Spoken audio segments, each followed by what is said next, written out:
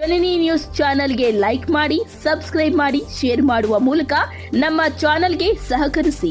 ಹೆಚ್ಚಿನ ಮಾಹಿತಿಗಾಗಿ ಸಂಪರ್ಕಿಸಿ ಹರಿಚಿನ್. ಡಾಕ್ಟರ್ ಆಗಬೇಕು, ನನ್ನ ಮಗು ಇಂಜಿನಿಯರ್ ಆಗಬೇಕು ಅಂತ ಆಸೆ ಪಡ್ತೀರಾ. ಅದೇ ರೀತಿ ಅದು ಬೆಳೆದು ಅಷ್ಟೆಲ್ಲ ಕಷ್ಟ ಬಿದ್ದು ಬೆಳೆದು ದೊಡ್ಡವನಾದಾಗ ಮಗು ಅದಕ್ಕೆ ಸುರಕ್ಷಿತವಾದ ವಾತಾವರಣ ಕೊಟ್ಟಿಲ್ಲ ಅಂದ್ರೆ ನಾವೆಲ್ಲರೂ ಫೇಲ್ ಆಗಿದ್ದೀವಿ. ಅದಕ್ಕೆ ಹೌದಾ, ಇದು ಒಂದೇ ಇನ್ಸಿಡೆಂಟ್ ಅಲ್ಲ.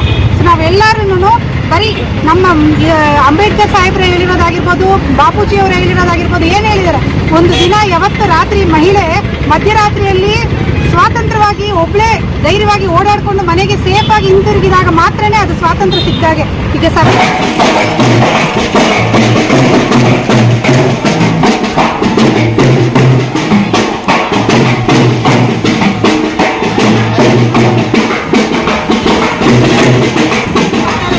ಡಾಕ್ಟರ್ ಆಗಿರ್ಬೋದು, ನರ್ಸ್ ಆಗಿರ್ಬೋದು, ಪ್ರತಿಯೊಬ್ಬರಿಗೂ ಅವ್ರ ತಾಯಿ ಆಗಿರ್ಬೋದು, ತಂಗಿ ಥರ ನೋಡಿದ್ರೆ ಈ ರೀತಿ ಇದೇ ನಡೆಯೋದಿಲ್ಲ. ಇಡೀ ಹಾಸ್ಪಿಟ್ಲಲ್ಲಿ ಎಷ್ಟು ಜನ ಪೇಷಂಟ್ಸ್ ಇರ್ತಾರೆ, ಆ ಥರ ಸಂದರ್ಭದಲ್ಲಿ ಈ ಥರ ರಾತ್ರೋರಾತ್ರಿ ಈ ಥರ ಎಲ್ಲ ಅತ್ಯಾಚಾರ ಆಗಿರ್ಬೋದು, ಮತ್ತೊಂದಾಗಿರ್ಬೋದು ಅಂದರೆ ಸೇಫ್ಟಿ ಎಲ್ಲಿರುತ್ತೆ?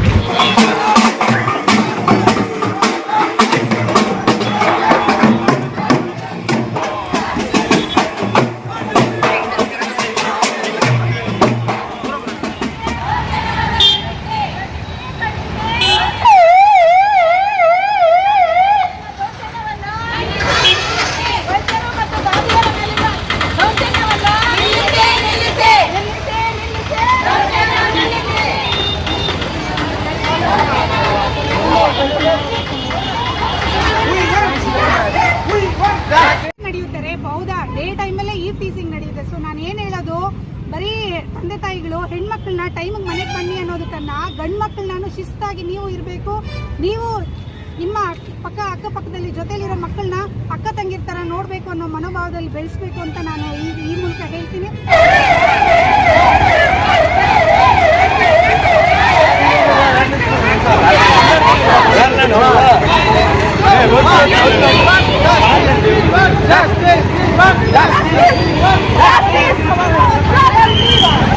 ಏನು ಹೋಗ್ತಿದೀವಿ, ಇದು ಹೋರಾಟ ಅನ್ನೋದಕ್ಕನ್ನ ಇದು ನಮ್ಮ ಹಕ್ಕು. ಹೆಂಗೆ ಒಂದು ಮನುಷ್ಯನಿಗೆ ಅವ್ನು ಬಾಳೋದಕ್ಕೆ ಬದುಕೋದಕ್ಕೆ ಹೆಂಗೆ ಒಂದು ಹಕ್ಕಿದೆ, ಆಸ್ ಎ ಹ್ಯೂಮನ್ ಬೀಯಿಂಗ್ ಒಂದು ಹಕ್ಕು ಹೇಗಿದೆಯೋ, ಮಾನವೀಯ ಇದರಿಂದ ಮೌಲ್ಯಗಳು ಹೆಂಗಿದೆಯೋ, ಅದೇ ರೀತಿ ಒಂದು ಡಾಕ್ಟರ್ ಆಗಿರ್ಬೋದು, ಯಾರೇ ಆಗಿರ್ಬೋದು, ಅದಕ್ಕೆ ಅವ್ರಿಗೆ ಬಾಳೋದಕ್ಕೆ, ಅದು ಸೇಫಾಗಿ ಇರೋದಕ್ಕೆ. ಇವಾಗ ಮನೆ ಅನ್ನೋದು ನಮಗೆ ಸೇಫ್ ಅಂತ ಇರಬೇಕು, ಸೆಕ್ಯೂರ್ ಆಗಿರಬೇಕು.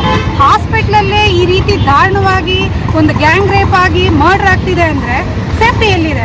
ಈಗ ಡೇ ಆ್ಯಂಡ್ ನೈಟು ಒಂದಿನ 2 ದಿನ ಅಲ್ಲ, ರಾತ್ರಿ ಹಗಲು ಹೆಣ್ಮಕ್ಳು ಅವ್ರ ಮನೆ ಮಠ ಬಿಟ್ಟು ಎಲ್ಲ ಇವ್ರಿಗೆ ಪೇಷಂಟ್ಸ್ಗೆ ಅವ್ರಿಗೆ ಸೇಫ್ಟಿ ಅಂತ ನೋಡಿಕೊಂಡು ಅವ್ರಿಗೆ ಡೇ ಆ್ಯಂಡ್ ನೈಟ್ ಇದು ಮಾಡೋವಾಗ ಅವ್ರಿಗೆ ಸೇಫ್ಟಿ ಇಲ್ಲದೆ ಇದ್ದರೆ ಏಕೆ ಧೈರ್ಯ ಇರುತ್ತೆ ನಮಗೆಲ್ಲ ಕೆಲಸ ಮಾಡೋದಕ್ಕೆ? ಸೊ ನಾವೇನು ಹೇಳ್ಕೊತೀವಿ ಅಂದರೆ, ಇದು ಏನಿದೆ ನಮ್ಮನ್ನ ಸೇಫ್ಟಿ ಅನ್ನೋದನ್ನ ನೀವೆಲ್ಲರೂ ಕೊಟ್ರೇನೆ ಧೈರ್ಯವಾಗಿ ಎಲ್ಲರೂ ಕೆಲಸ ಮಾಡೋಕ್ಕಾಗೋದು.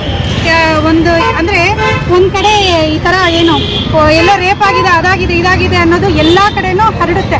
ಅದೇ ರೇಪ್ ಆಗಿರೋನ್ಗೆ ಪನಿಷ್ಮೆಂಟ್ ಕೊಡೋದನ್ನ ದೊಡ್ಡ ಹೆಡ್ಲೈನ್ಸ್ ಆಗೋದಿಲ್ಲ. ನಾವೇನು ಬೇಡ್ಕೊತಿದೀವಿ ಅಂದರೆ, ಈಗ ಹೇಗೆ ಪಾಕಿಸ್ತಾನ, ಅಫ್ಘಾನಿಸ್ತಾನಲ್ಲೆಲ್ಲ ಏನಾದ್ರು ರೇಪ್ ಮಾಡಿದ್ರೆ ಏನು ಮಾಡ್ತಾರೆ, ಎಲ್ಲ ಪಬ್ಲಿಕ್ನ ಒಂದು ಹತ್ರ ಸೇರಿಸ್ಬಿಟ್ಟು ಶೂಟ್ ಮಾಡಿ ಸಾಯಿಸ್ತಾರೆ. ಅವಾಗ ಏನಾಗುತ್ತೆ, ಅಲ್ಲಿ ನೋಡ್ತಾ ಇರೋ ಪಬ್ಲಿಕ್ಗೆ ಒಂದು ಭಯ ಭಕ್ತಿ ಬರುತ್ತೆ, ಇನ್ನೊಂದ್ಸಲಿ ಈ ರೀತಿ ಆಗಬಾರ್ದು ಅನ್ನೋದು. ಅದೇ ರೀತಿ ಬೇರೆ ಕಡೆ ಎಲ್ಲ ತಗೊಳ್ಳಿ, ಎಲ್ಲ ಕಡೆನೂ ಅಷ್ಟೇ. ಅಫ್ಘಾನಿಸ್ತಾನ ಆಗಿರ್ಬೋದು, ಸೌದಿ ಅರೇಬಿಯಲ್ಲಿ ಚಾಪ್ ಮಾಡ್ತಾರೆ, ಕತ್ತನ್ನ ತೆಗೆದಾಕ್ತಾರೆ.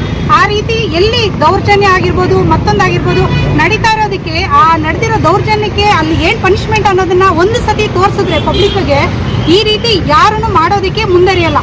ಈಗ ಅವ್ರ ಮನೆ ಹೆಣ್ಮಕ್ಳು ಅಂತಾನೆ ಅಲ್ಲ, ಕೆಲಸಕ್ಕೆ ಬರ್ತಾ ಇರೋ ಎಲ್ಲ ಡಾಕ್ಟರ್ ಆಗಿರ್ಬೋದು, ನರ್ಸ್ ಆಗಿರ್ಬೋದು, ಪ್ರತಿಯೊಬ್ಬರಿಗೂ ಅವ್ರ ತಾಯಿ ಆಗಿರ್ಬೋದು, ತಂಗಿ ಥರ ನೋಡಿದ್ರೆ ಈ ರೀತಿ ಇದೇ ನಡೆಯೋದಿಲ್ಲ.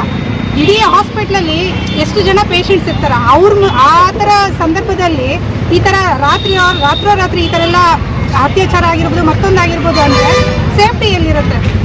ಸೇಫ್ಟಿ ಯಾರು ಕೊಡ್ತಾರೆ? ನಾವುಗಳು ಕೊಡಬೇಕು. ಗೌರ್ಮೆಂಟ್ ಬಂದು ಸೇಫ್ಟಿ ಕೊಡೋದಿಲ್ಲ.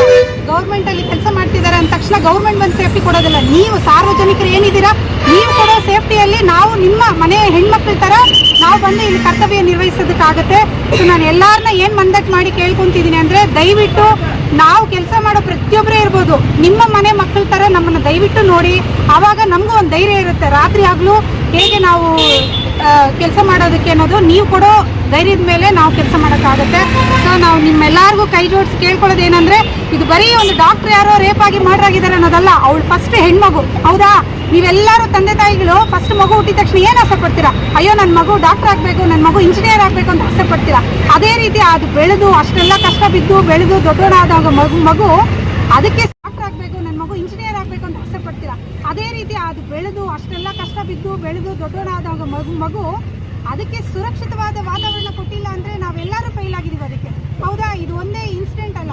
ಸೊ ನಾವೆಲ್ಲರೂ ಬರೀ ನಮ್ಮ ಅಂಬೇಡ್ಕರ್ ಸಾಹೇಬ್ರು ಹೇಳಿರೋದಾಗಿರ್ಬೋದು, ಬಾಪೂಜಿ ಅವರು ಹೇಳಿರೋದಾಗಿರ್ಬೋದು, ಏನು ಹೇಳಿದಾರೆ, ಒಂದು ದಿನ ಯಾವತ್ತು ರಾತ್ರಿ ಮಹಿಳೆ ಮಧ್ಯರಾತ್ರಿಯಲ್ಲಿ ಸ್ವಾತಂತ್ರ್ಯವಾಗಿ ಒಬ್ಳೆ ಧೈರ್ಯವಾಗಿ ಓಡಾಡ್ಕೊಂಡು ಮನೆಗೆ ಸೇಫ್ ಆಗಿ ಹಿಂತಿರುಗಿದಾಗ ಮಾತ್ರನೇ ಅದು ಸ್ವಾತಂತ್ರ್ಯ ಸಿಕ್ಕಿದಾಗೆ.